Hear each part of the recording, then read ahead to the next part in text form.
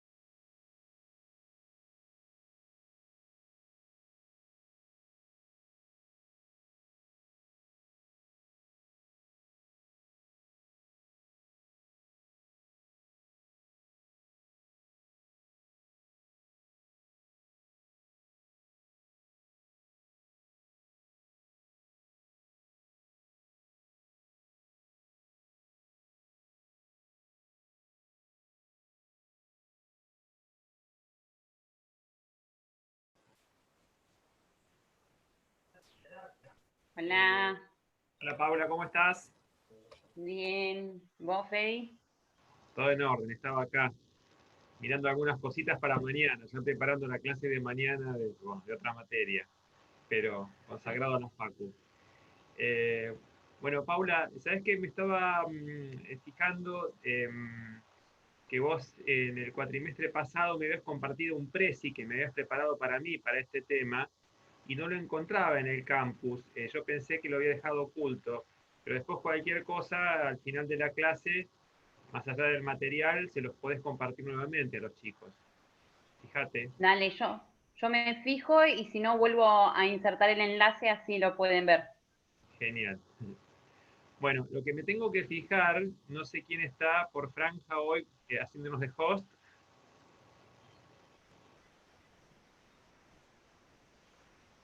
porque les quiero pedir que te dejen a vos a cargo, Paula.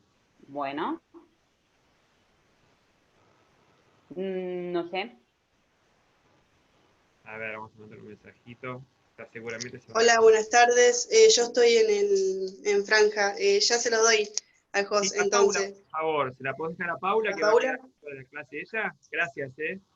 Listo, listo, ya se lo doy. Gracias.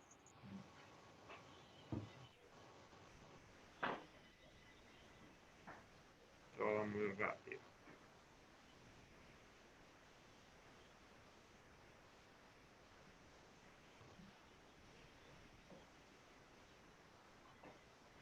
Bueno, mientras tanto aprovecho, Paula, y les comento Dale. a nuestros alumnos que la clase de hoy la vas a dictar vos, que lo haces habitualmente, porque la doctora Caparrós ya desde hace un tiempo se ha incorporado a la cátedra, y aprovechamos una figurita difícil, que es docente de la materia en la carrera de Ingeniería Ambiental. ¿Es así? Sí, así es. Bueno, o sea que tiene un público más complejo, porque si hay algo que es importante y es cierto, es que nosotros tenemos la gimnasia de dar clases a estudiantes de abogacía donde manejamos una cantidad de preconceptos, un bagaje que ustedes ya traen habitualmente y un mismo lenguaje. Entonces, el desafío siempre de dar a alumnos o gente con otra formación es difícil. Yo siempre cuento la anécdota que soy profesor de los guardaparques nacionales, los aspirantes a guardaparques, que voy una vez por año a Córdoba, este año por la pandemia no lo hice, pero es totalmente distinto la enseñanza que debo llevar a cabo con ellos que con los estudiantes de abogacía. Bueno, de todos modos, quiero que sepan que la clase de hoy viene concatenada con la evolución que estamos siguiendo en los temarios. Han visto que hablamos de principios generales en materia ambiental, vimos el escenario internacional en materia ambiental, estuvimos hablando de legitimación o titularidad de la acción. De hecho, el miércoles pasado, el doctor José Saim, que es docente de la cátedra también, habló de la causa Alavi, de la causa Mendoza, para entender lo que son los procesos colectivos, que después vamos a volver cuando analicemos jurisprudencia sobre algunos más. Pero ahora es como que se bifurcan los caminos. Con la doctora García Minela, Ana Bernet y Claudio Oviedo, vienen estudiando la legislación nacional, la Ley General del Ambiente. Pero nosotros estamos abordando la legislación local y justamente la doctora hoy les va a hablar de una de las leyes más importantes que inclusive es de interés para el ejercicio de la profesión, es una incumbencia profesional de los abogados, que es de la ley de erradicación industrial, que como ella les va a explicar, tiene un contenido ambiental para todo lo que sea industria en la provincia. Y es probable que cualquiera de ustedes sea asesor, abogado de algún comerciante que se dedique a la industria, a la manufactura de productos. Y además es importante por el momento histórico en que se dictó, que es como va a principiar la exposición de Paula. Así que bueno, yo los voy a dejar con ella en la clase de hoy, voy a estar pendiente, ahí veo que hay algún chat, los voy a contestar y como siempre tenemos a disposición el campus, como lo venimos haciendo cotidianamente. Así que bueno, Paula, queda la clase en tus manos. Bueno, ¿Eh? Muchas gracias. dale. Vamos a ir empezando. Gracias a vos, Freddy. Bueno, nada, raro esto de vernos así, pero bueno, al menos nos podemos ver, ¿no? En el contexto en el que estamos. La Ley de Erradicación de Industrias tiene varias particularidades, y entre las particularidades que a mí me gusta resaltar para esta materia es el contexto histórico en el que se dicta, como dice Freddy, y cómo ha marcado el paso y nos ha dado un camino que al día de hoy se sigue utilizando. Y ahora van a entender por qué yo digo todo esto. En primer lugar, lo importante es saber cuándo se sanciona la norma. La ley es la 11459 de la provincia de Buenos Aires, dictada en el año 1993, más precisamente en octubre del 93. ¿Por qué es importante la fecha? Y si nosotros vamos viendo un poquito de historia, en el año 93 todavía no teníamos la reforma constitucional, ¿sí? Entonces, es una norma que se dicta previo a la Constitución, pero que incorpora una de las particularidades fundamentales que incorpora el artículo 41 de la Constitución Nacional recién en el año 94, cuando se reforma la Constitución. La Ley de Erradicación de Industrias nos va a establecer la obligatoriedad de las evaluaciones de impacto ambiental, que es una de las cuestiones que luego va a recetar el artículo 41 de la Constitución, ¿verdad? Pero un año más tarde. Entonces, esta ley podemos decir que en su momento fue de vanguardia y de avanzada porque estaba tomando una de las obligaciones que estableció la Convención de Río del 92, pero que todavía no habíamos incorporado a nuestra legislación dentro del artículo 41, ¿sí? Entonces, quedó como entremedio de la Constitución y de la Convención de Río, tomando los principios ambientales y cuestiones que luego sí ya vamos a recetar en la Constitución y en la Ley General del Ambiente. Entonces, cuando ustedes vean la Ley General del Ambiente y van viendo y van hablando de evaluación de impacto ambiental como instrumento de políticas ambientales, piensen que esto en la provincia de Buenos Aires se implementó bastante antes que la Ley General del Ambiente, ¿sí? En el año 93 ya estábamos hablando de esto, de la evaluación de impacto ambiental. Después nos vamos a referir específicamente a la evaluación, que es la evaluación, cómo se hace y qué nos dice la ley. Pero el contexto histórico y la importancia y el por qué les doy una ley como esta a los abogados es por esto, porque nosotros tenemos este contexto histórico y esta marca que tiene esta ley provincial que no la tienen otras leyes. Después, como decía Freddy, es una incumbencia. Sí, uno más o menos tiene que poder saber asesorar a una persona que nos viene a ver en el estudio y nos pregunta sobre el tema de erradicación de industrias, porque nos puede pasar también el día de mañana. Entonces vamos a ir viendo las particularidades que establece la ley. Y a su vez, algo que por ahí uno no tiene mucho en cuenta, es una incumbencia profesional de un abogado participar y firmar y ser parte de las evaluaciones de impacto ambiental. Entonces, es importante esta ley para que veamos cómo asesorar y también sepamos cómo hacer una evaluación de impacto ambiental y qué parte nos tocaría a nosotros, los abogados. Yo por ahí vengo, como decía Freddy, muy acostumbrada a hablar a ingenieros, en donde claramente el vocabulario jurídico no existe, entonces trato por ahí de tener conceptos mucho más sencillos. La idea es con ustedes no ser tan simple, pero bueno, si en algún momento hay algo que quieren preguntar o que no entienden, me preguntan, ¿sí? Me frenan, me hacen una seña, me levantan la mano y lo preguntamos. Bien, dicho esto, avísenme si voy muy rápido, si hablo tipo monólogo como loca, ustedes me van frenando, yo no tengo problema. Esta norma lo que va a establecer es todo un procedimiento que tienen que seguir todas las industrias que quieran funcionar dentro de la provincia de Buenos Aires. Entonces, es una ley que, si bien por ahí parece cortita, tiene sus complejidades. La primera, la que se dictó en el 93, que en realidad es la primera y la única. La ley tuvo una reforma reciente.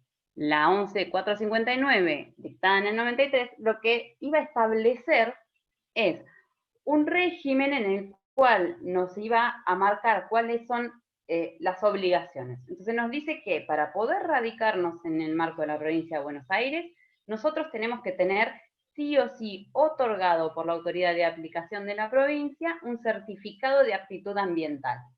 Pero después vamos a explicar qué es.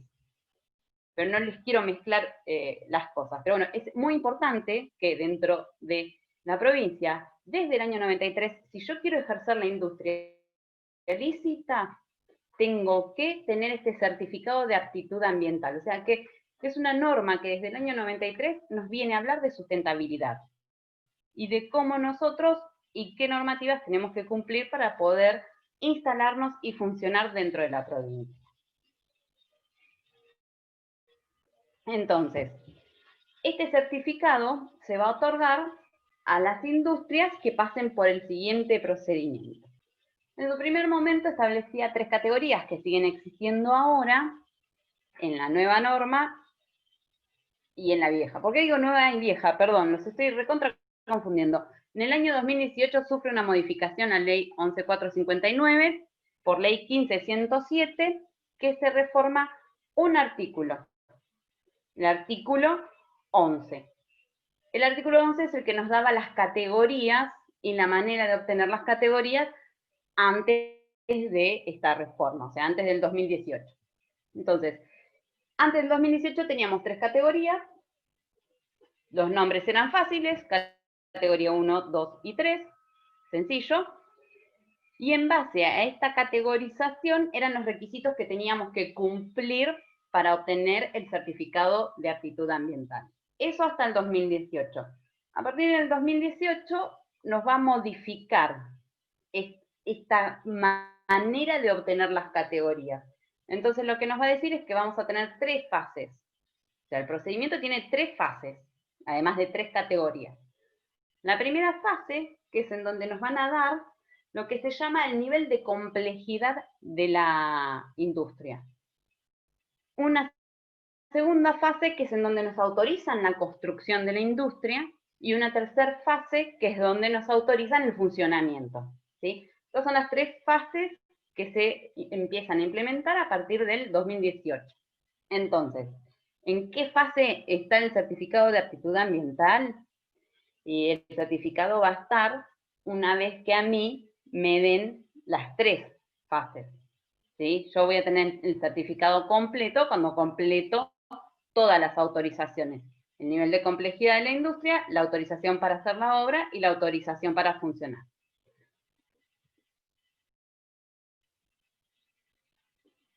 Disculpen, hablo un montón y después cada tanto tomo algo porque si no me quedo como un poquito trabada. Bueno, ¿cuáles son las categorías y cómo las va a dividir esta norma que nos dice que para obtener el certificado de aptitud yo tengo que tener una determinada categoría? Y este tema de las fases, ¿no? Entonces, ¿la categoría es lo mismo que el nivel de complejidad? No. No es lo mismo. El nivel de complejidad nos van a dar en un primer paso. Y luego, en base a ese nivel de complejidad, vamos a obtener una categoría, ¿sí? O sea, no es lo mismo, uno es consecuencia del otro. Entonces, hablando un poquito de las categorías. El nivel de complejidad, ¿cómo lo define la autoridad de aplicación de la norma? Y va a tener en cuenta un montón de cosas que se incorporaron recién en el año 2018, pero que ya venían de antes, digamos. Antes tenía otro nombre y también se miraba lo mismo, pero ahora le dieron el nombre que corresponde. Entonces, por ejemplo, una de las cuestiones que vamos a tener en cuenta es el ordenamiento territorial. ¿Dónde voy a poner la industria? ¿Qué factibilidad de ocupación tiene esa zona? ¿Sí?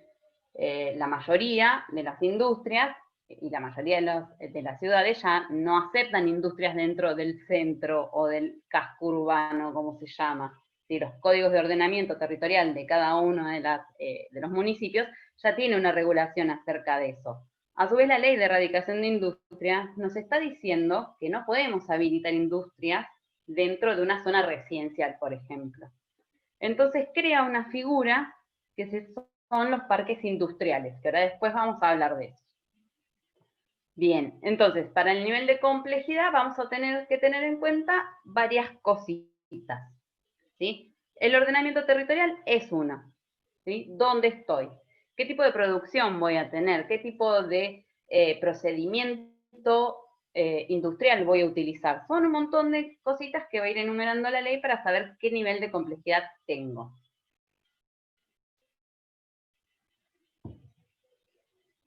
Una vez que a mí me otorgan el nivel de complejidad, me van a dar una categoría, ¿sí?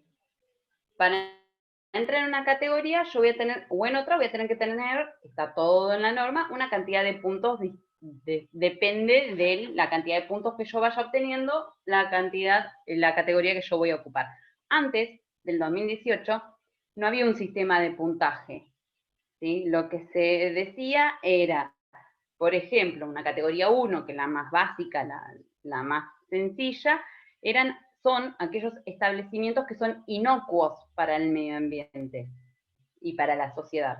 Entonces, la categoría estaba dada por la inocuidad hacia la sociedad, la cantidad de HP, de horsepower, que es una unidad de medida, que utiliza, es decir, cuánta energía usa esa industria, y a su vez cuántos empleados tiene. Entonces, hasta el 2018 nosotros sabíamos que un establecimiento era categoría 1 porque no causaba daño, por ejemplo. Después del 2018 vamos a tener un sistema de puntos. O sea, el concepto es el mismo. El concepto de la categoría es un establecimiento que no produce un daño, pero tiene que tener hasta 15 puntos de los que otorga el nivel de complejidad, ¿sí? Entonces, hace que la forma de medición sea un poquito más precisa, porque la verdad es que decir que un establecimiento es inocuo, y también puede llegar a ser subjetivo. ¿Inocuo para quién? ¿Para el vecino que le hace ruido la máquina? Y para el vecino no va a ser inocuo. Inocuo para la municipalidad, y sí, capaz que el municipio te dice, sí, la verdad que no tiene ni gases ni emisiones y no produce ningún tipo de contaminación ni toxicidad. Bien, entonces el concepto tan genérico de si causa o no causa daño es como había una brecha muy grande entre lo que estaba permitido y lo que no. Entonces, esto de decir hasta 15 puntos, y esos puntos son medibles, es bastante más preciso ahora qué establecimiento entra dentro de cada categoría. Perdón. Categoría 2 serían aquellos que tengan entre 15 y 25 puntos. Y categoría 3 son los que tienen más de 25. Antes del 2018, la categoría 2 nos decía que era un establecimiento que puede causar algún tipo de molestia, ¿sí? Nos hablaba de molestia. Sigue siendo genérico. ¿Qué es una molestia? ¿Qué tipo de molestia? Era ya como muy discrecional de la administración. ¿A qué se refería? Entonces, esto ya cambió. 15 a 25 puntos. Sumás, da eso, listo. Sos segunda categoría. Categoría 3, antes del 2018, ahí sí nos decía que eran establecimientos peligrosos. Entonces ahí ya sabíamos, era una categoría bastante más definida, que estamos hablando de establecimientos que van a tener una producción de residuos grande, una gran producción de fluentes o una producción grande de emisiones, entonces sabemos que va a tener algún tipo de molestia. Y ahí ya no estamos hablando ni de ruido, ni de cantidad de energía utilizada, sino que sabemos que puede tener una toxicidad, algún tipo de peligrosidad al ambiente. La categoría 3 era un poquito más definida, pero esto de los puntajes nos va a definir bastante más categorías 1 y 2.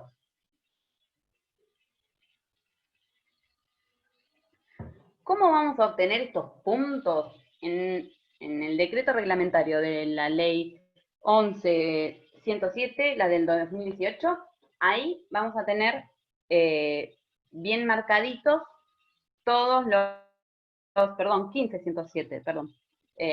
¿Cómo obtenemos los puntos? Es una fórmula. Nosotros, tal vez queriendo, a ver, me da curiosidad y lo leo, no lo vamos a comprender muy claro.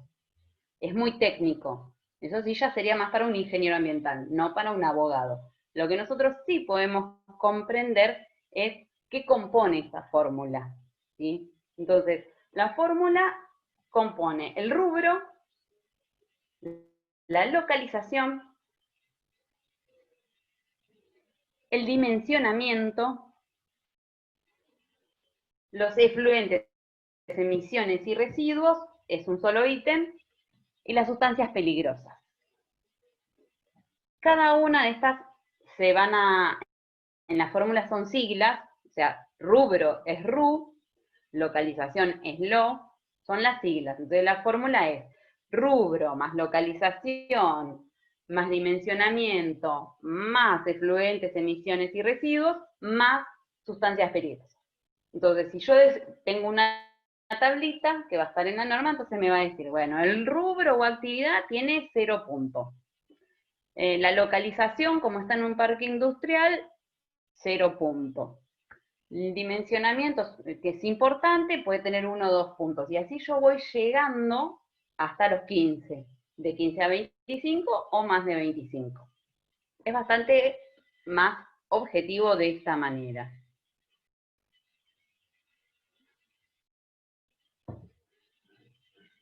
Yendo a esto, cuando nosotros hablamos de localización, siempre va a tener menos puntaje cualquier industria que se localice dentro de un parque industrial, que es una de las figuras que introduce también esta norma, en donde nos dice qué es un parque industrial, dónde lo podemos encontrar, qué características tienen que tener, nos va a dar un concepto, y nos va a decir que el parque industrial en sí mismo, que va a ser el lugar, es un espacio en donde se van a instalar todas las industrias, el parque industrial tiene que tener a su vez también certificado de aptitud ambiental.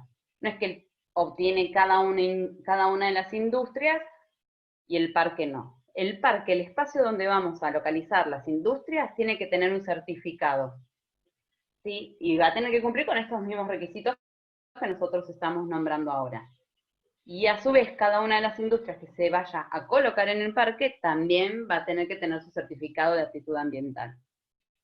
Entonces ya estamos hablando de unos cuantos certificados, ¿sí? Todos tenemos que pasar por el control del Estado para poder instalarnos. Eso es lo que hace esta norma. No puede haber una industria habilitada legal que no cumpla las condiciones.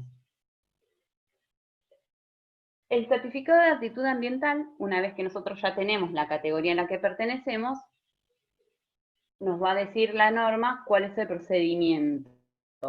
¿A qué me refiero con procedimiento? A dónde se inicia, quién lo otorga, quién nos dice, quién no nos dice, dónde vamos nosotros a reclamar, ¿sí? La norma va a establecer absolutamente todo el procedimiento.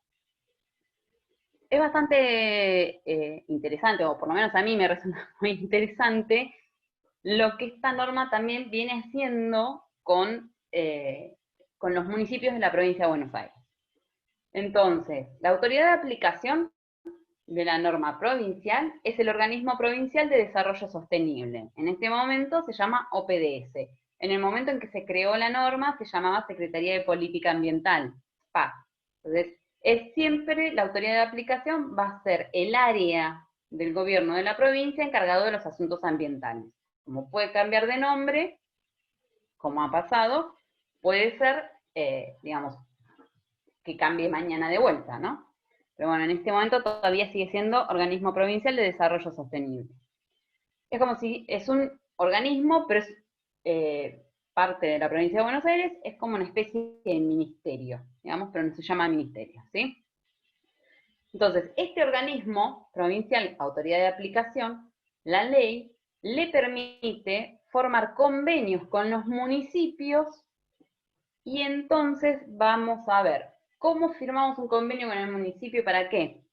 Bien, el municipio si puede tener dentro de su organigrama una oficina dedicada exclusivamente a las cuestiones ambientales, puede firmar convenio con OPDS. ¿Para qué me sirve? Por la inmediatez, porque entonces el trámite de erradicación de industrias queda en el municipio. Para algunas de las categorías y para otras categorías pasa a la provincia. Pero para las categorías que pueden tramitar en el municipio significa una inmediatez y una velocidad distinta que la de provincia. ¿Sí? El trámite es el mismo, sigue estando regulado por la misma norma, no es que una ordenanza municipal puede modificar esta norma de ninguna manera, pero lo que permite es que el vecino lo inicie en la municipalidad y el certificado de aptitud ambiental lo otorgue la municipalidad. ¿Sí? Eso genera una cierta velocidad. Entonces, el certificado tiene una vigencia, tienen vigencia de 5 o 2 años, depende de lo que la autoridad de aplicación o la autoridad que lo otorga decida. Una vez que se vence, tengo que volver a extenderlo, ¿sí? Entonces tengo que pedir la ampliación del certificado.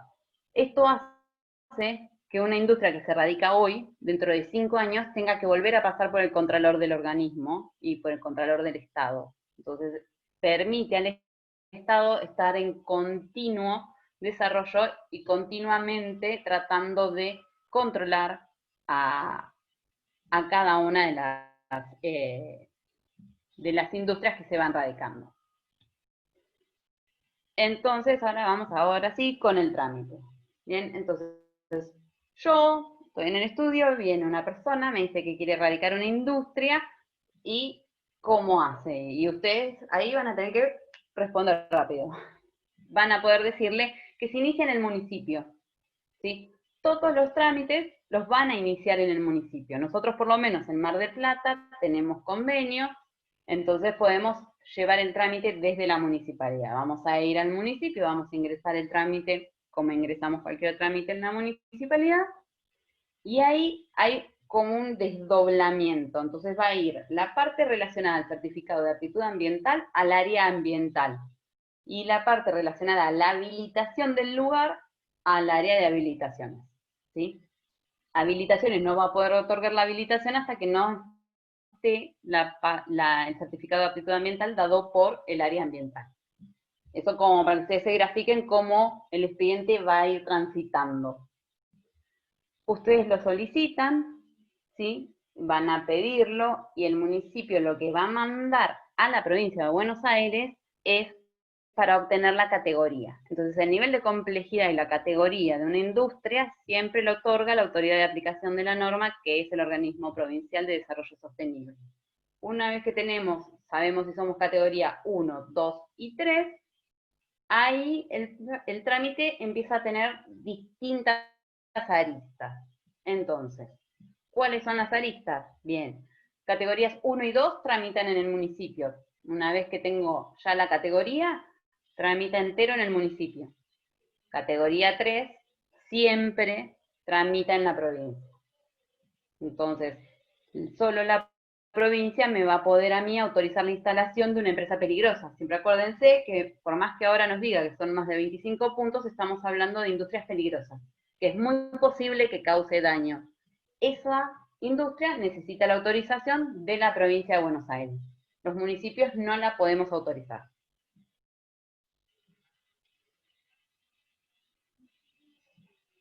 Bien, categorías 1 y 2 en los municipios, todo el trámite en el municipio, mucho más fácil, mucho más cercano para uno poder controlarlo.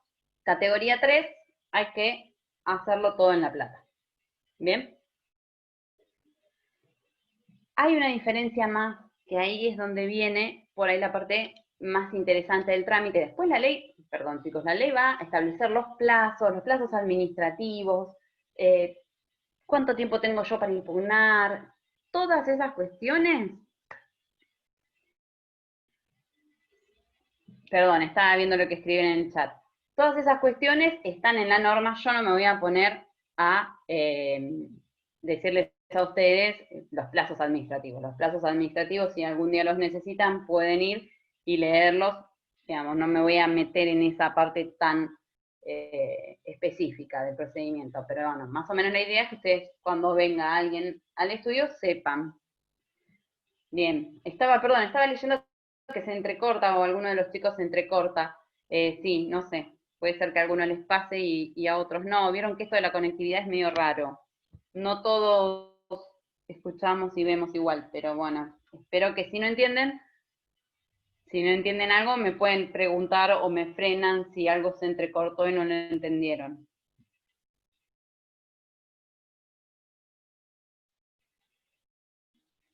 ¿Se quedaron con alguna parte que se cortó y no entendieron? No, recién ahora es como que está andando mal, no sé si es mi conexión, pero bueno, se escucha igual, se escucha bien. Puede ser la mía también, Se chicos. corta la imagen, pero no el audio. Bien. Bueno, la imagen no es lo importante, chicos. Yo lo que te iba a preguntar, ¿Cuántos si puntos es la categoría? ¿Cómo? Perdón, Karen. No, está bien.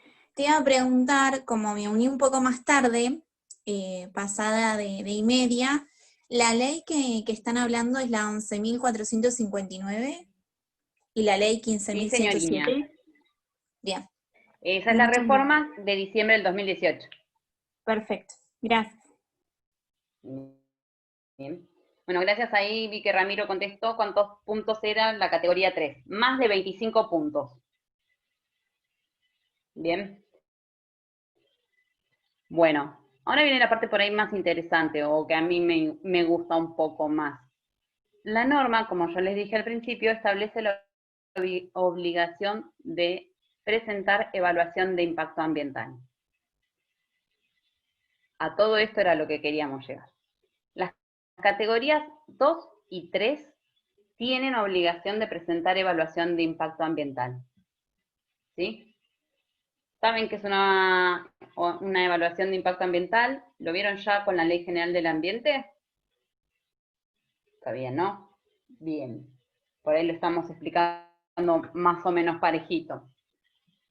La evaluación de impacto ambiental es un proceso, ¿sí? Nosotros no lo podemos ver como algo quieto, es un proceso. El proceso a través del cual nosotros evaluamos, ¿sí?,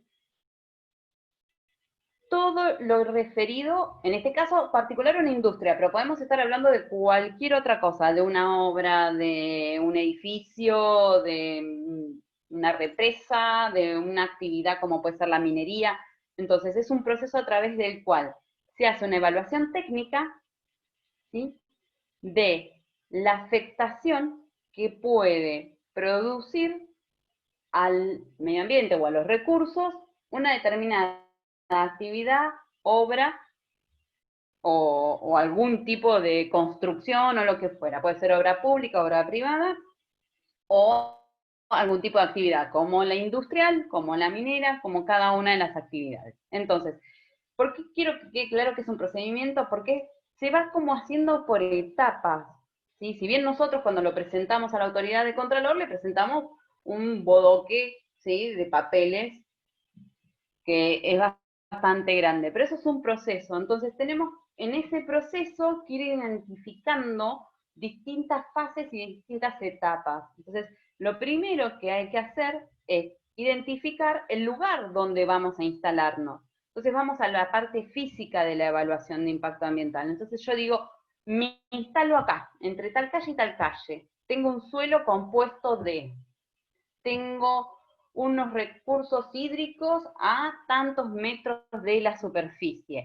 El clima en esta ciudad es tal. Entonces el aspecto físico es terriblemente amplio, no es incumbencia de un abogado, nada de todo esto que yo les estoy diciendo en este momento, es la parte técnica, y primero vamos hacia lo geográfico. Perdón, chicos, que me quedó gente en la sala de espera. Entonces, la primera parte del procedimiento de una evaluación ambiental es lo físico, ¿sí? Es el territorio, es dónde estoy, me localizo acá, ¿sí? Yo tengo este suelo, esta calidad de agua, tengo este clima, esta atmósfera, entonces vamos a evaluar todo el lugar. Ahí no vamos a estar evaluando sino que es parte de una evaluación ambiental, que es evaluar el daño que podemos causar, ¿sí? Eso no lo vamos a estar evaluando en esta etapa. En esta etapa vamos a estar diciendo, yo estoy acá. Esa es la parte física de la evaluación. Una vez que tenemos ya la parte física de la evaluación y sabemos dónde estamos y con qué recursos y con qué suelo contamos, vamos a pasar a la segunda instancia. Entonces, en la segunda instancia sí ya vamos a empezar a evaluar otras cuestiones. Por ejemplo, proceso de producción. ¿Cuál es el proceso de producción que vamos a usar? ¿Qué tipo de materiales vamos a emplear en el proceso de producción? Suena medio aburrido todo esto para nosotros los abogados,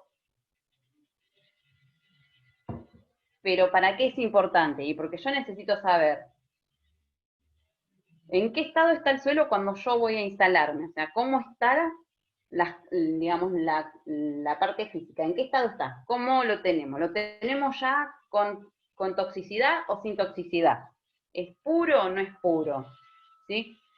Y después, yo voy a producir con este método ¿es contaminante? ¿No es contaminante? ¿Produce o no produce algún tipo de toxicidad? Estos materiales que voy a usar en el proceso de la producción, ¿estos materiales son tóxicos? ¿Tienen algún tipo de toxicidad? ¿Pueden causar alguna consecuencia? Y después que evalúe todo eso, voy a poder sí decir si vamos a producir o no algún daño. Profesora, disculpe, ¿ese estudio ambiental se hace previo a la realización de la obra para ver si hay autorización y el nivel de contaminación que se puede producir? Porque le pregunto porque se me Claro. entrecorta, de nuevo.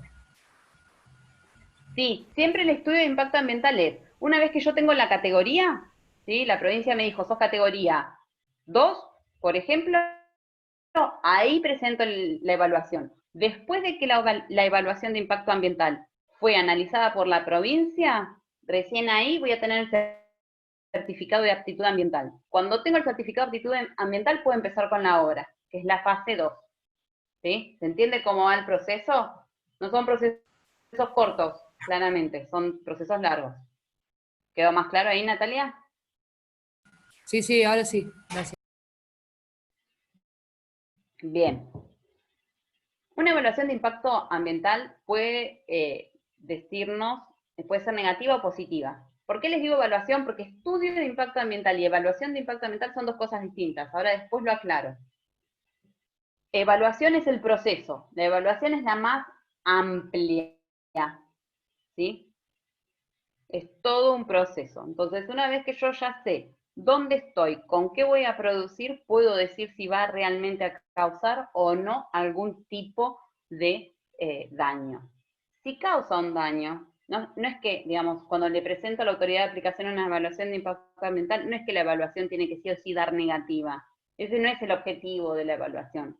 La evaluación no es que me tiene que dar no voy a causar ningún daño, sino lo que hace la evaluación es poder decir, yo puedo causar este daño, entonces, a raíz de eso, lo voy a mitigar o reducir de esta manera. ¿Se entiende? Entonces, no es que, porque por ahí a veces es creencia popular, la evaluación de impacto ambiental le dio negativo. Y sí, porque hay industrias que nos va a dar negativo siempre, no hay manera, depende de lo que estemos manejando. Ahora, esa negatividad que nos da nosotros la tenemos que mitigar. Entonces tenemos que buscar métodos de que no sea tan nocivo, de que podamos reparar los daños que causamos, ¿sí? Eso es una evaluación bien hecha, ¿sí? Una vez que nosotros identificamos todo, que tenga un buen sistema de mitigación. Entonces, dentro de la evaluación ambiental, para la categoría 2, solamente me va a pedir hasta acá, hasta identificar el daño.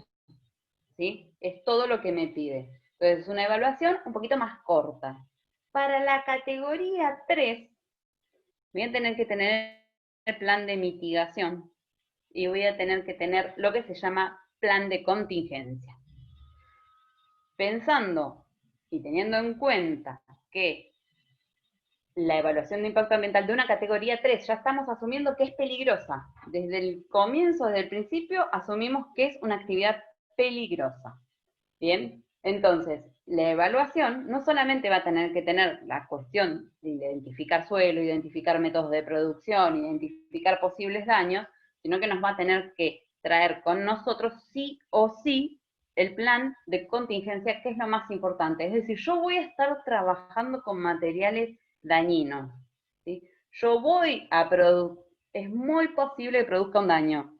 ¿Qué hago? ¿Cómo reacciona la industria en caso de que el daño se produzca? Eso es el plan de contingencia. Es decir, es muy posible que algo salga mal porque estoy trabajando con materiales que causan daño. Si sale mal, ¿cómo voy a actuar? Como para graficarlo y que no sea algo que no entendemos bien de qué se trata. Entonces imagínense alguna actividad minera y que se pueda producir un derrame de cianuro, como ha ocurrido muchas veces. Entonces, sabemos que vamos a estar manejando material que es tóxico, ¿sí? ¿Qué hago yo si hay un derrame? Porque puede pasar, porque son accidentes, porque todas estas cosas pueden pasar. Yo tengo que tener un plan de contingencia, entonces digo que frente a un derrame de cianuro yo voy a actuar de esta siguiente manera. Y va a emplear cuestiones que a veces no son ajenas a nosotros, los abogados, cuestiones técnicas de cómo puedo yo hacer que el cianuro no sea tóxico, ¿sí? O no sea tan tóxico. Ese plan de contingencia tiene que estar aprobado por la autoridad de aplicación. Entonces yo a la autoridad de aplicación le digo, mire, si algo sale mal, esto es lo que va a pasar. Si sale mal, yo voy a hacer esto otro. Y eso es lo que me aprueba la autoridad de aplicación. ¿Para qué me sirve? Y porque si el día de mañana realmente algo sale mal, entonces nosotros, los ciudadanos, vamos a ir a reclamarle al Estado, que no controló. Y el Estado tiene su plan de contingencia y tiene que hacer cumplir ese plan de contingencia. Si no cumple ese plan de contingencia, es responsable. ¿Sí? Entonces, todas estas herramientas que nos va dando la evaluación de impacto ambiental hace que el Estado tenga que controlar o tener mayor control. Y a su vez nosotros los ciudadanos, en caso de que todo saliera mal, le podemos reclamar al Estado que no controló lo que controló y a la empresa que ahí se mandó la macana que se mandó. ¿Sí?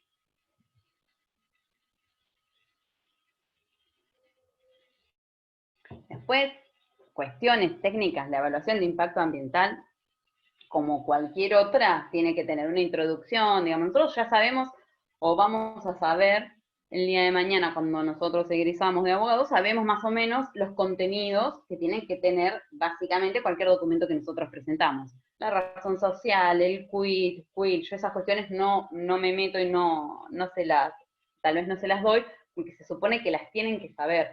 De la misma manera que una vez que se otorga el certificado de actitud ambiental, eso es un acto administrativo. Y el acto administrativo como tal tiene que tener requisitos que ustedes van a ver en derecho administrativo. Entonces yo la verdad es que por ahí no me detengo en estas cuestiones, si ustedes tienen alguna duda me la preguntan, pero como todo tienen que tener mínimamente las cuestiones básicas de identificación de la empresa, a su vez el certificado también tiene que decir para la empresa tal, plazo, fechas, esas cosas tienen que estar, ¿sí?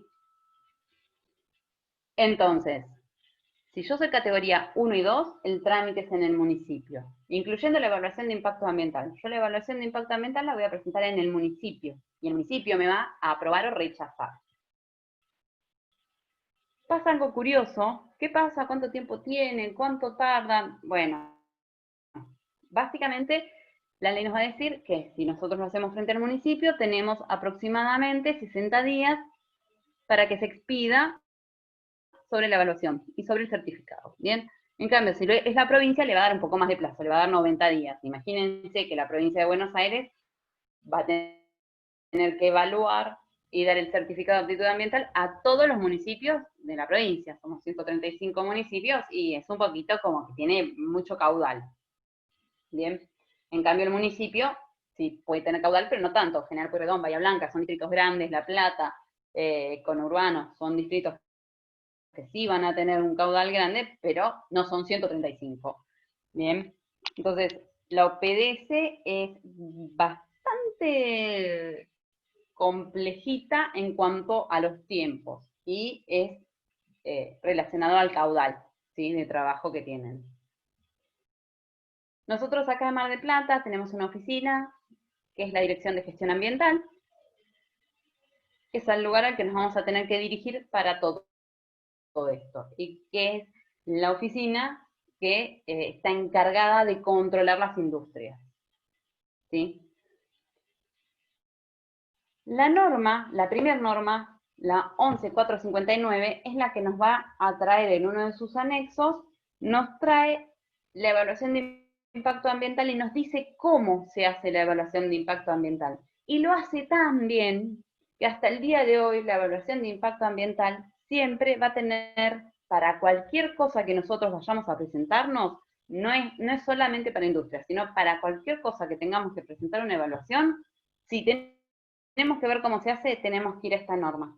La 11459 es la que reglamentó, lo explicó tan bien que nadie más dijo nada. ¿Sí? La evaluación de impacto ambiental se hace como dice la Ley de Erradicación de Industrias, porque es impecable.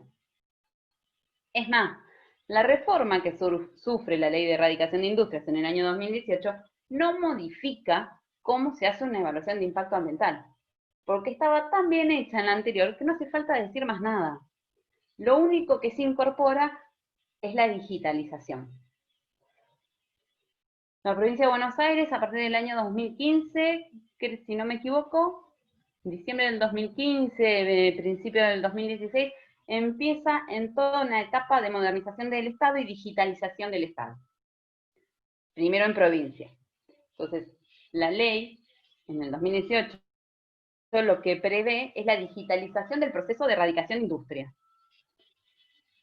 La única modificación que sufre la evaluación de impacto ambiental es que antes la presentábamos en papel y ahora es digital. ¿Sí? La presentación es en algún tipo de soporte digital y si lo tengo que presentar en la provincia de Buenos Aires hay una plataforma, un software específico donde lo voy a presentar y lo voy a acompañar. Al municipio se le está complicando un poquito más, igual ya estamos más en orden, en esto de la digitalización, porque bueno, los software no los teníamos en su momento y bueno, estaba un poco más complejo, pero bueno, hay que hacer todo digital ahora. Obviamente este año nos ha llevado lo digital, nos guste o no nos guste, y nos ha pegado un golpe y nos ha avanzado a todos en todos los ámbitos, la justicia. Bueno, el municipio para algunas cosas sí, para otras no, digamos, podemos pedir turnos hasta los bancos, pedimos los turnos por internet, o sea, nos ha llevado a una velocidad espantosa a tener que digitalizarnos. Pero este era un proceso que ya había comenzado. Entonces, lo único que modificó la reforma del 2018 fue que ahora se presenta en formato digital. Nada más. La evaluación es como lo dijo esa norma. Yo ahora les voy a hacer también terminando de hablar de la 11459, vamos a hablar un poquito de otra norma provincial que es la 11720. Lo único que les quiero contar es que, por ejemplo, la 11720, cuando habla es la de residuos especiales. Cuando habla de evaluación de impacto ambiental, automáticamente nos remite a la 11459. ¿Sí? Directamente dice, yo en este tema ni me meto, lo hizo muy bien la ley 11459, así que no tengo ni por qué meterme, me quedo acá y los mando a que lean la ley de erradicación de industria, si quieren hacer una evaluación. Ahora, ¿por qué es una incumbencia profesional para nosotros? Nosotros, como abogados, vamos a tener encargados la parte jurídica de todo esto, es decir, cuál es la normativa aplicable y cómo la vamos a aplicar. Esa es nuestra incumbencia, esa es nuestra pequeña participación en una evaluación de impacto ambiental. Claramente, no vamos a poder hacer la parte técnica, no vamos a poder evaluar la calidad del suelo, no nos corresponde, pero sí vamos a poder decir qué normativa estamos aplicando para determinado tipo de actividad, qué normativa nacional, provincial, municipal existe, y hacer como una especie de glosario de cuál es la legislación aplicable a esa actividad. ¿Sí? Esa es nuestra participación. Para participar, sí o sí, tenemos que estar inscritos en el organismo de aplicación, que es la OPDS, que es un trámite muy sencillo. Uno va, lleva su título, su matrícula al día, o sea, un certificado de matriculación, que tenés la matrícula de abogado al día, pagás un sellado, como siempre todo, siempre primero hay que pagar, pagás un sellado y vos ya estás inscrito y podés firmar. Si vos no te inscribís, no podés firmar. ¿Sí? Eso es un requisito. Si vos vas a presentarlo oficialmente, tenés que estar inscrito, tenés que poder tener la firma autorizada. Bien, para ir terminando, una vez que obtengo este certificado de aptitud ambiental, la provincia y la ley nos dice que se va a crear un registro de certificados de aptitud ambiental. Bien, entonces, de esa manera, las industrias que obtenían el certificado en los municipios tienen que pasar al registro provincial, que es el que va a llevar el control de qué hizo el municipio. Ya, básicamente es para eso, para que lleve el control de a ver qué hizo el municipio acá y pueda ir teniendo un control. Entonces, a su vez, la contracara de eso es la obligación del municipio de notificar a la provincia cada vez que otorga un certificado. ¿Alguna pregunta que quieran hacer sobre la evaluación de impacto ambiental? ¿No? ¿Estamos bien? Yo, profe, se Ale. me cortó el audio, creo que era mi internet. ¿Qué dijo de la ley 11.720? Sí, ahora vamos a ver esa norma. Ah, O sea, pensé que yo me quiero estabas cerrar explicando y que evaluación me de había impacto quedado ambiental. colgada. No, pensé que la estaba explicando y se me salió el Zoom y volví a entrar y está bien. No, yo lo que dije en realidad al mencionarla fue que esta norma, la 11720, cuando tiene que hablar de evaluación de impacto ambiental, nos va a remitir a la 11459. ¿Sí? ¿Se entiende? O sea, nos va a mandar a la que acabamos de ver, porque la evaluación de impacto ambiental se hace como dice la 11459, no hubo nada que modificarle. Imagínense que es del 93, sufrió una modificación ahora, hace poquito, hace 2 años, y no le quisieron tocar nada, porque estaba tan bien hecho que para qué nos vamos a meter a modificar algo que a ver si todavía nos equivocamos. Está perfecto como está. ¿Sí? Establecer que se tiene que presentar de forma digital no es una reforma sustancial del procedimiento de evaluación ambiental. ¿Sí? El procedimiento, perdón, yo les dije que había una diferencia entre estudio y evaluación. La evaluación es un procedimiento complejo. El estudio es bastante más simple, es solamente una información sobre en qué estado están las cosas en ese momento. ¿Sí? En cambio, la evaluación de impacto ambiental va a plantear no solo cómo están las cosas en ese momento, que es la parte física y la parte de qué tipo de tecnología voy a usar, sino que además nos va a incorporar un montonazo de otras cuestiones que tienen que ver con lo que ya les dije. Como año a año, vieron que nosotros cuando hablamos de derecho ambiental hablamos siempre de la progresividad del derecho ambiental, es uno de los principios. No solamente es para la norma, la progresividad es para todo. Entonces, la evaluación de impacto ambiental también tiene que tener esta progresividad en la cual nosotros vamos a decir año a año de qué manera vamos a poder causar un impacto negativo o positivo y cómo lo vamos a ir manejando año a año, ¿sí? Eso es una evaluación, es un proceso bastante más largo y complejo que un estudio de impacto ambiental. A su vez, hay una tercera categoría que es la declaración de impacto ambiental. La declaración de impacto ambiental es la que emana del Estado. Entonces, al Estado yo le presento una evaluación de impacto ambiental y el Estado me aprueba o rechaza. Esa aprobación o rechazo es una declaración de impacto ambiental. ¿Se entiende? Entonces, la diferencia entre evaluación y declaración es quién la hace. La evaluación la hace un particular o la persona que se quiera presentar o el que necesite, y la declaración es el acto administrativo de aprobar o desaprobar. ¿Entendido? Bien, hasta ahí con la evaluación de impacto. yo sigo, si surge alguna duda, ustedes me frenan. La ley 11720 es la ley de residuos especiales. Yo primero que voy a marcar acá es, vamos a hablar de la 11720, sí, residuos especiales. Hay una gran diferencia, que son residuos domiciliarios, residuos especiales y residuos patogénicos. Son tres cosas diferentes. ¿Sí? Domiciliarios, obviamente, por lo que el nombre nos está marcando, son los residuos que producimos nosotros en los domicilios. Pero, por ejemplo, un restaurante también es residuo domiciliario. Una peluquería es residuo domiciliario. ¿Bien? Tiene más que ver el residuo domiciliario con los volúmenes, pero ese es otro tema que yo no me quiero meter porque me gusta un montón y voy a terminar hablando de una cosa que no era lo que venía a hablar. Entonces, en otro momento podemos hablar de eso, pero bueno, los residuos también tienen que ver con el volumen. Ahora, el domiciliario es el común, el de una casa, ¿bien?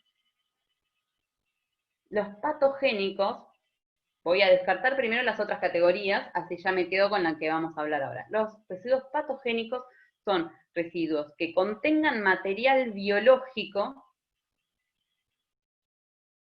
que puede llegar a ser nocivo o no, pero que contenga material biológico. Entonces, ¿qué quiere decir material biológico? Y los residuos de los hospitales, en donde tengo restos de sangre, es un residuo biológico. Los laboratorios químicos, si estoy disponiendo algo que tenga un resto de sangre, orina, es patogénico. Lo único que fue declarado por jurisprudencia no patogénico son los pañales. Pero bueno, digamos, los pañales de un geriátrico pueden no ser patogénicos, porque si bien tiene algún tipo de material biológico, no es necesario disponerlos de esa manera. Pero bueno, eso ya es otra norma. Entonces, ¿cuáles son los residuos especiales? Los residuos especiales son los residuos de la industria. Por eso los vamos a ver junto con la ley de erradicación de industria.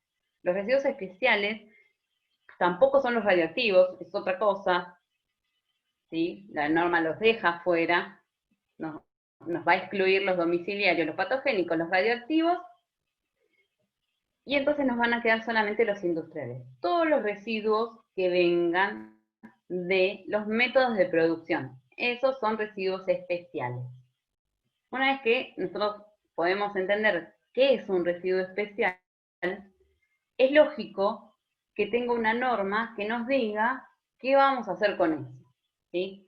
La mayoría de las normas que hablan de residuos nos van a decir, y la mayoría tienen nombre largo y complejo, que el objeto es poder regular tanto la generación, la transferencia, transporte, tratamiento y disposición.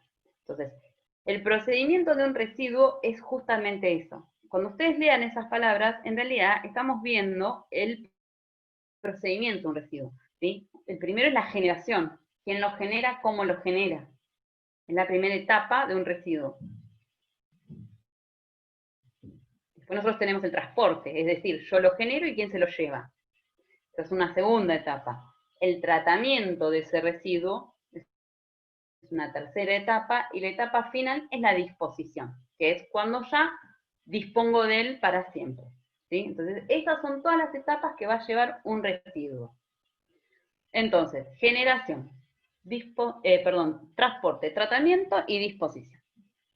¿Bien? Acá en esta ley, la 11720, nos vamos a referir específicamente a los residuos industriales.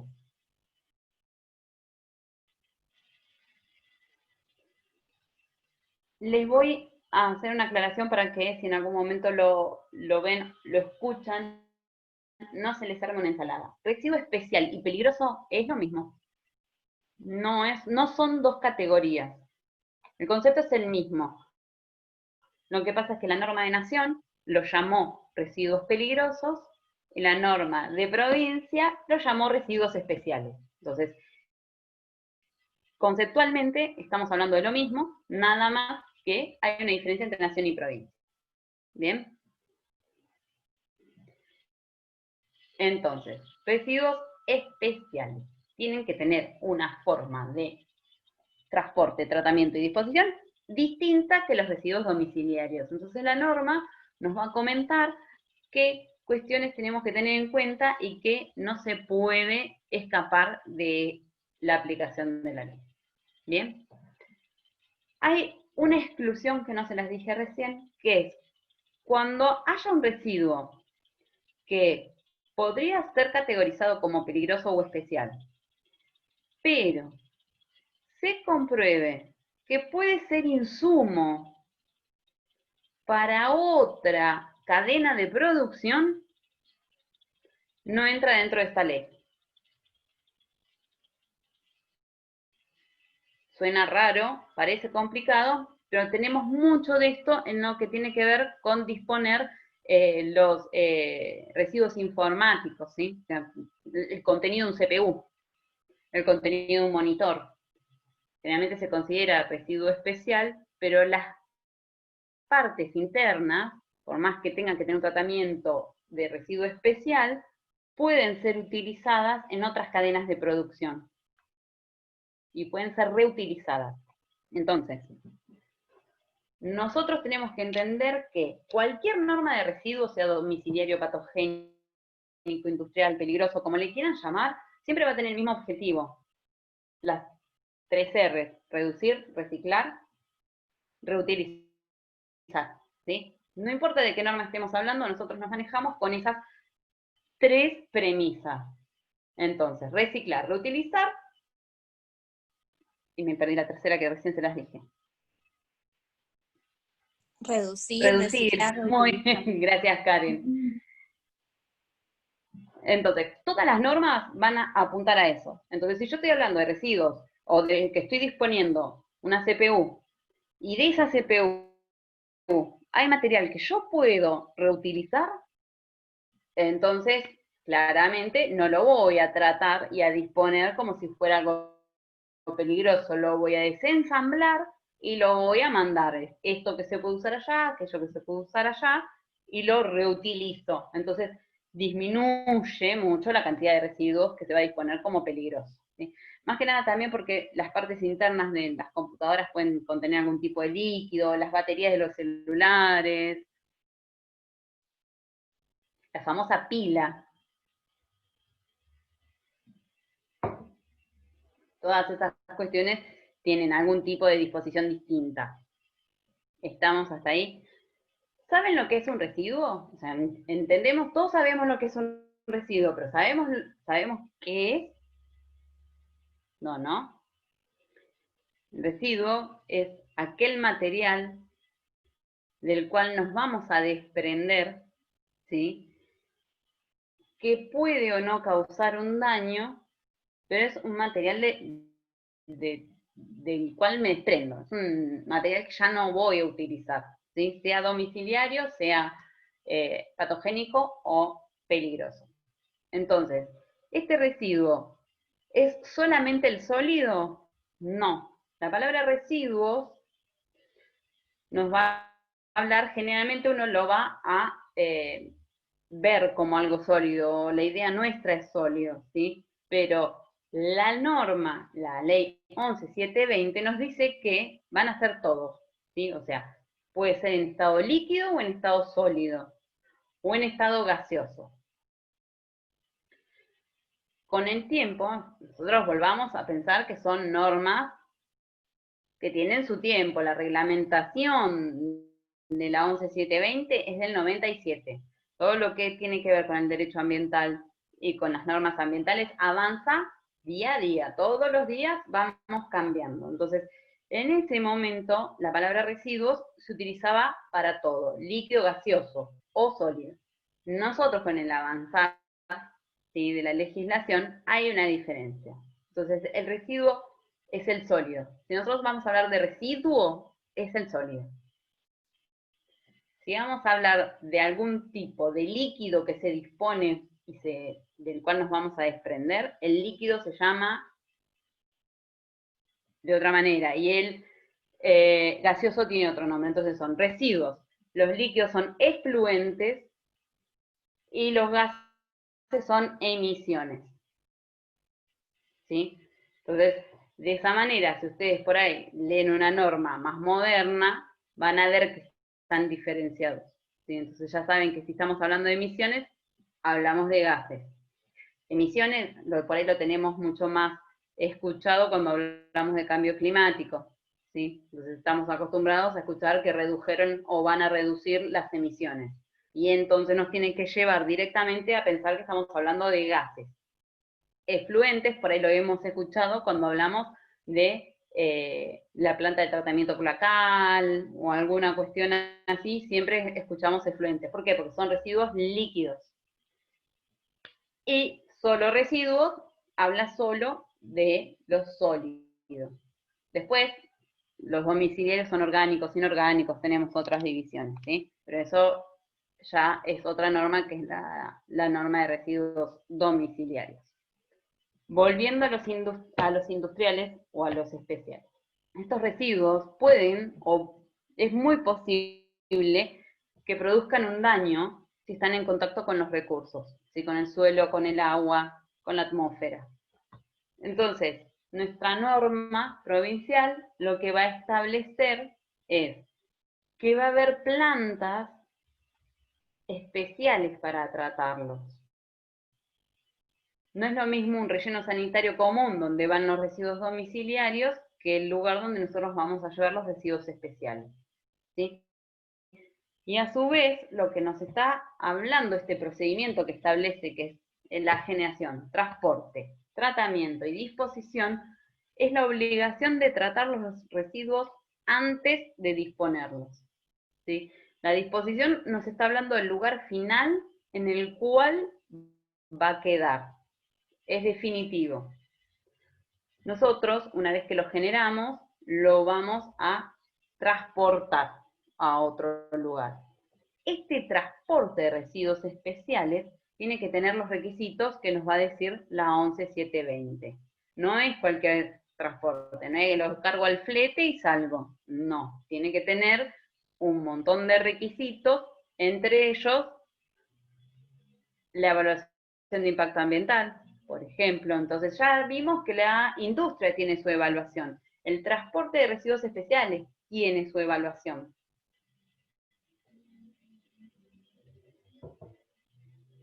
El tratamiento tiene su evaluación. Si yo voy a poner una planta para tratar los residuos, va a tener su evaluación de impacto ambiental. Y si voy a tener una planta de disposición final, donde el residuo queda para siempre, también voy a tener que presentar una evaluación de impacto ambiental. Entonces, esta norma, la provincial 11720, nos va a crear registros, ¿sí? Entonces, crea el registro de transportistas, primer registro. El registro de generadores, o sea, vos tenés que registrar quiénes son los que van a generar los residuos que pueden causar daño. Registros de plantas de tratamiento y disposición final. Puede que una planta tenga las dos cosas, el tratamiento y la disposición, ¿sí? Puede ser que vos tengas la autorización y figures en los dos registros. O puede que figures en uno solo.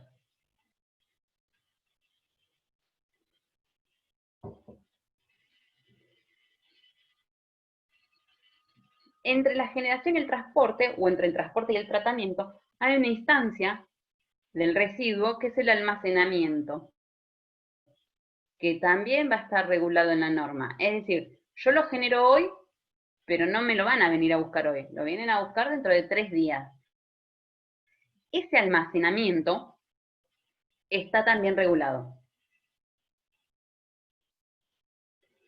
Si la empresa transportista que se lo lleva dentro de 3 días, antes de llevarlo a la planta de tratamiento, lo tiene que tener en algún lugar, también tiene que tener un espacio de almacenamiento aprobado.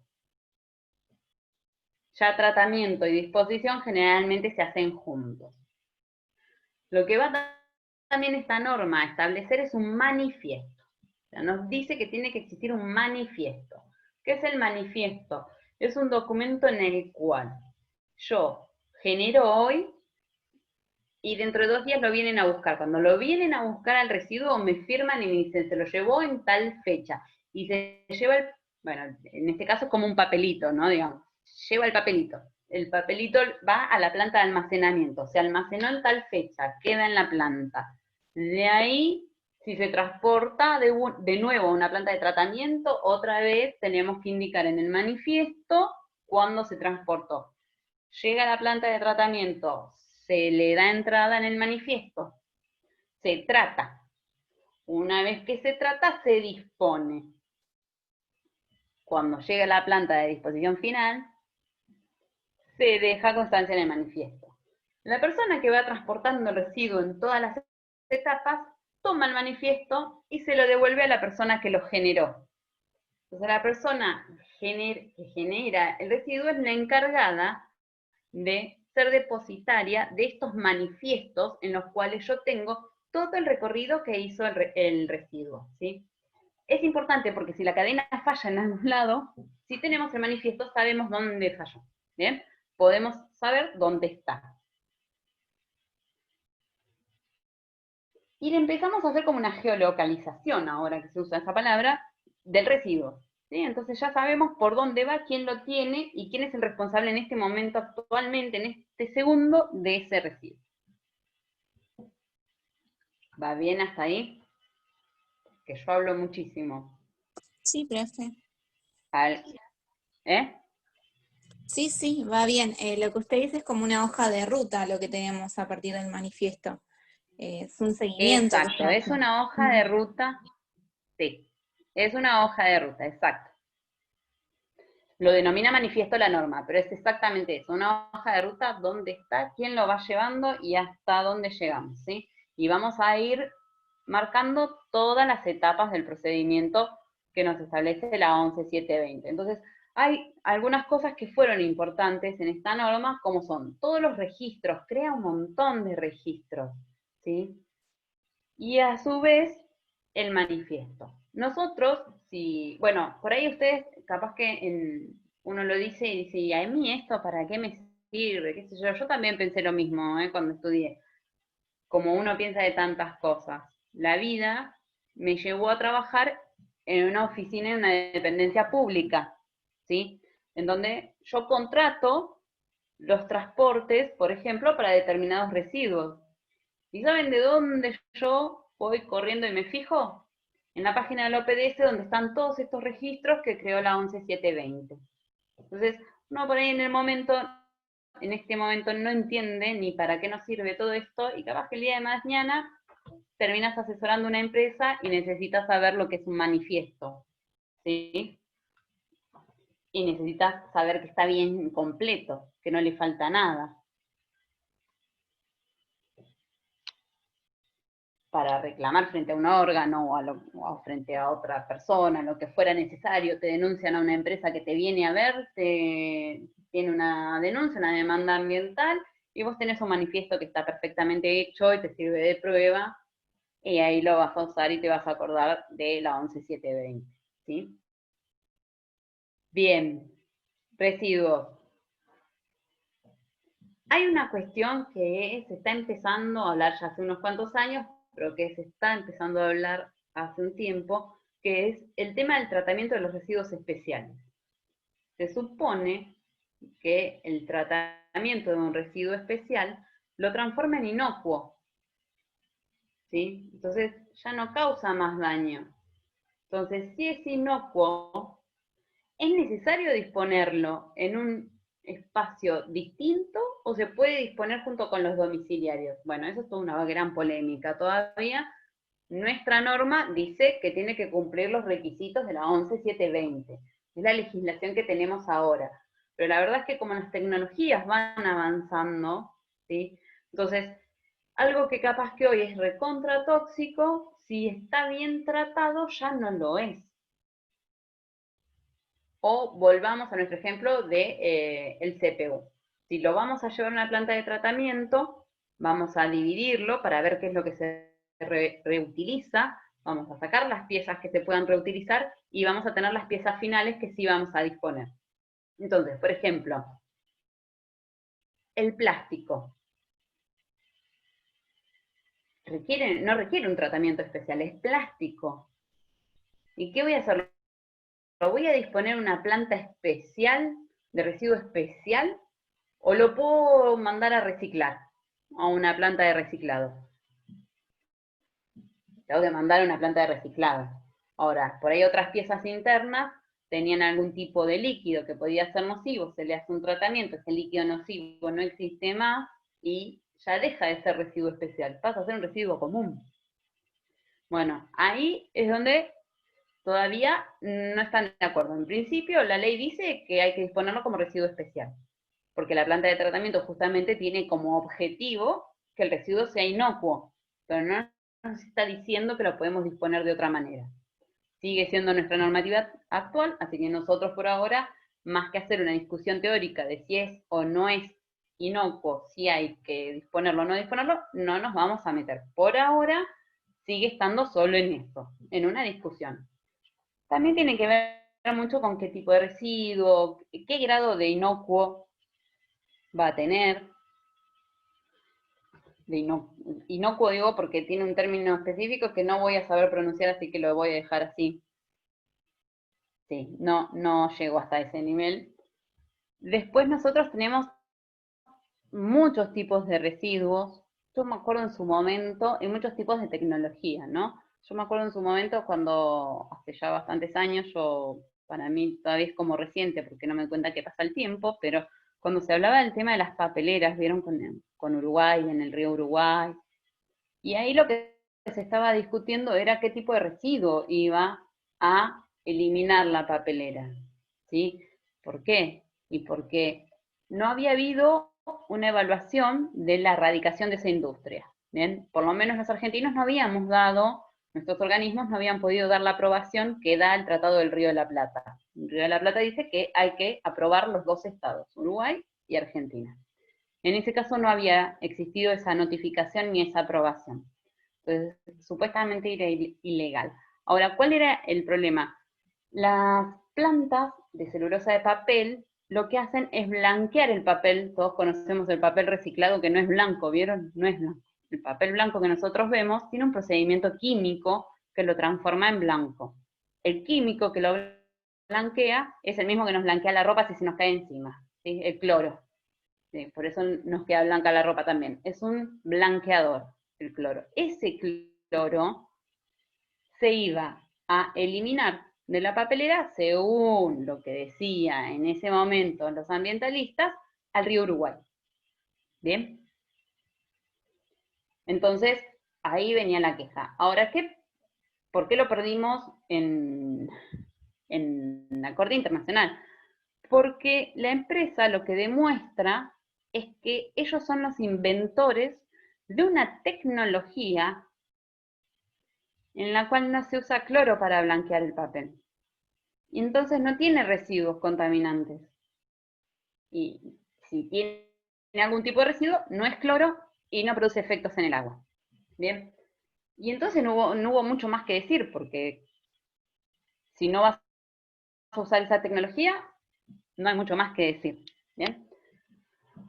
Esta ley 11720 también nos va a dar un certificado, que es el certificado de tecnología. O sea, todo esto de las papeleras viene a la introducción de esto. Existen los certificados de tecnología. ¿Por qué? Porque las cosas van cambiando muy rápido. Entonces, lo que hoy es un residuo peligroso o que hoy se utiliza para la producción de, capaz que mañana ya no se utiliza más para la producción de, ¿sí? Entonces, este certificado de tecnología en esta ley está apuntado justamente al tratamiento de los residuos. ¿Por qué? Porque un residuo que podía ser peligroso, se hace el tratamiento, es inocuo, ¿bien?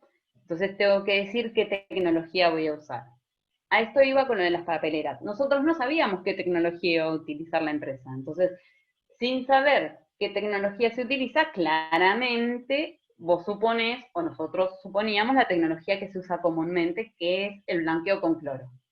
no sabíamos que los señores eran justamente los que habían patentado esta tecnología súper buenísima que no utiliza el cloro. Nosotros en la provincia de Buenos Aires tenemos un registro de tecnologías referidas al tratamiento de residuos. Todos estos registros que yo les digo son públicos. Ustedes les da curiosidad, pueden entrar a la OPDS, entrar en registros y van a encontrar todos los registros que yo les dije hoy. Desde los certificados de aptitud ambiental, a los transportistas, las plantas de tratamiento, de disposición, claramente de toda la provincia. Bueno, es todo público y está actualizado, que parece como medio milagroso, ¿no? Algo que de la administración pública esté actualizado. Es de la poca información ambiental a la que uno puede acceder, ¿sí? Porque la mayoría de la información ambiental no está toda publicada y no accedemos con un clic. Pero bueno, esto es de lo poco que sí podemos acceder. O sea, a la OPDS le podemos decir un montón de cosas, de lentitud, de falta de personal, de lo que ustedes quieran, pero los registros están todos al día. Eso, por suerte, lo tenemos todo ordenadito. Bien. ¿Alguna duda con el tema de residuos? ¿O algo que les interese preguntar? ¿No?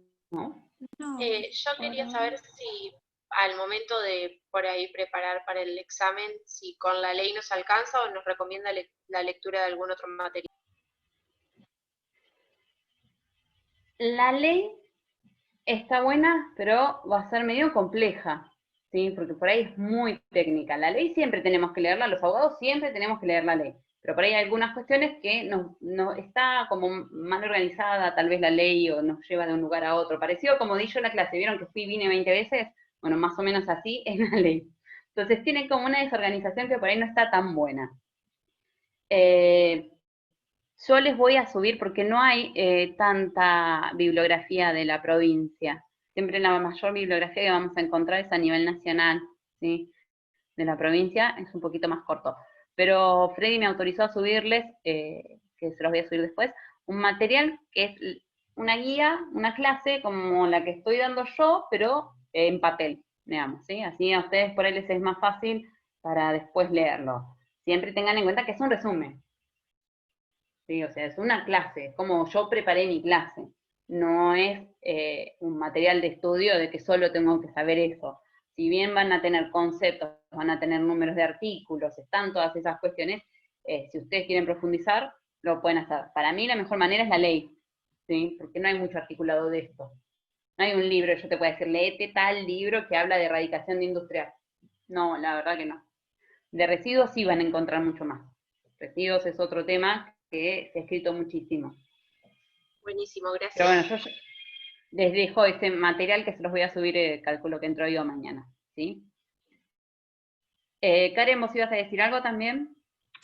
ahora sí me acordé que me había perdido cuando hablamos del organismo de aplicación. Viste que estábamos hablando de la incumbencia profesional, después, bueno, del organismo de aplicación, y me quedó incompleto lo del registro, el nombre, pero no me acuerdo qué era. Tenés varios registros, ¿sí? Tenés registros de transportistas, plantas de tratamiento. No, era de... Antes, registro de profesionales. antes. Sí, debe ser de eso, sí, porque después de la El ley... registro de no sé. profesionales. Ahí está, gracias. Que el registro de profesionales no está en la 11.459, sino que está en la 11.720. Ahí está, perfecto. Gracias. No, por favor. Igual cualquier duda, si ustedes tienen alguna duda, no tengo problema en que me consulten o me pregunten por el... Yo creo que, no sé si estoy en el campus, después me voy a fijar. Estoy re distraída con esto, pero me voy a fijar. Si no, les puedo dejar mi mail. Si quieren lo anotan, el mail personal, que es mpaulacap@gmail. Y si en algún momento les surge alguna duda que tenga que ver con todo esto, me preguntan, ¿sí? O lo que sea, no sé. ¿Cómo es dentro tu de un mail? año mpaula, ahí lo escribo en el chat igual, mpaulacap@gmail. Ah, listo. Igual lo mando por el chat porque por ahí es más fácil visualizarlo, ¿no?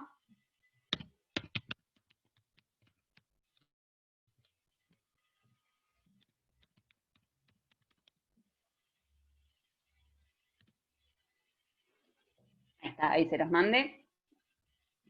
No sé, en algún momento necesitan saber de alguna cuestión o quieren elegir algún tema de estos para hacer un trabajo, un seminario, lo que fuera, ahí tienen mi mail y se comunican.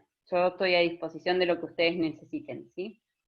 Yo voy a dejar acá, ya hablé demasiado, quedan 5 minutos para terminar el horario de clase y creo que ya estamos todos medio cansados, pero si ustedes tienen alguna duda me dicen, es el momento.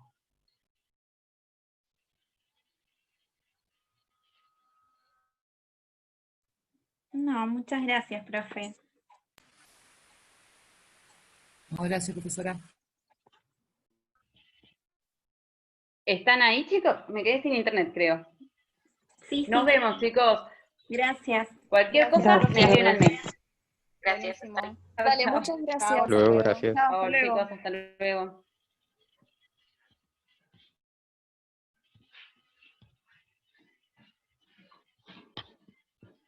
¿Ya grabaste?